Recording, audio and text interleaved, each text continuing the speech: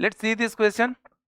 Question एक set दिया हुआ है अपने पास, एक इक्वेशन दी हुई है, इसके जो सोल्यूशन है सेट के एलिमेंट है और सम ऑफ ऑल एलिमेंट्स की बात कर रहा है। तो सबसे पहले बेसिक सी बात है ना कि अपने को क्या करना चाहिए, इस इक्वेशन को सॉल्व करना आना चाहिए और इसको सॉल्व करने के लिए अपन थियरी ऑफ इक्वेशन का यूज करेंगे। Theory of equations, theory of equations, theory of equations का यूज करना है, थियरी ऑफ इक्वेशंस का यूज करना है अपने को, थियरी ऑफ इक्वेशंस का यूज करना है। ठीक है, थियरी ऑफ इक्वेशंस का यूज करना है। अब कैसे करना है इसको सॉल्व, वो देखते हैं कि सबसे पहले इस इक्वेशन को अपन सॉल्व करने जाएंगे। अगर इस इक्वेशन को सॉल्व करना है तो मैं एक सब्स्टिट्यूशन कर रहा हूं, थोड़ी देर में समझ आएगा कि ये सब्स्टिट्यूशन क्यों हो रहा है।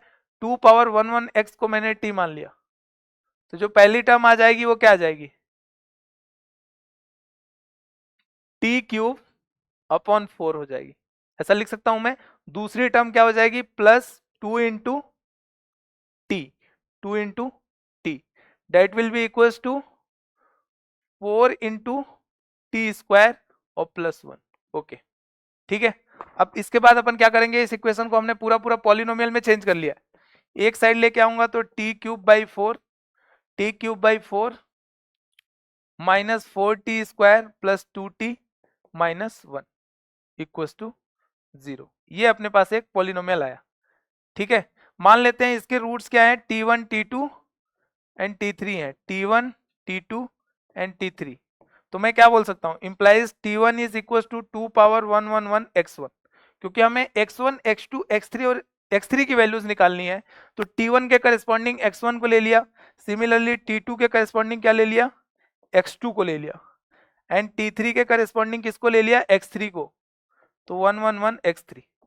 अब मुझे x1 x2 x3 का सम चाहिए, x1 x2 और x3 का क्या चाहिए अपने को, सम चाहिए। तो मुझे पता है अगर मैं इन टर्म्स को मल्टीप्लाई करूं तो पावर में क्योंकि बेस सेम है तो जैसे ही मल्टीप्लाई करूंगा पावर साइड हो जाएंगी।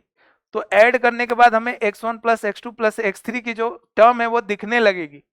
तो उस टर्म को देखने के लिए अपन ने क्या किया, t1 t2 और t3 का प्रोडक्ट निकाल दिया। तो since t1 t2 t3, t1 t2 into t3 मतलब तीनों का प्रोडक्ट, तीनों रूट्स का प्रोडक्ट क्या आ जाएगा, 1/1/4, that will be equals to 4। तो ये क्या हो जाएगा, फाइनली 2 पावर 1 1 1 कॉमन ले लिया, x1 + x2 + x3 that will be equals to 4।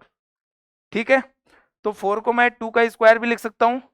तो बेस से मैं कंपेयर किया अपन ने, तो यहां से अपने को मिल गया x1 + x2 + x3 that is equals to 2/1 1 1।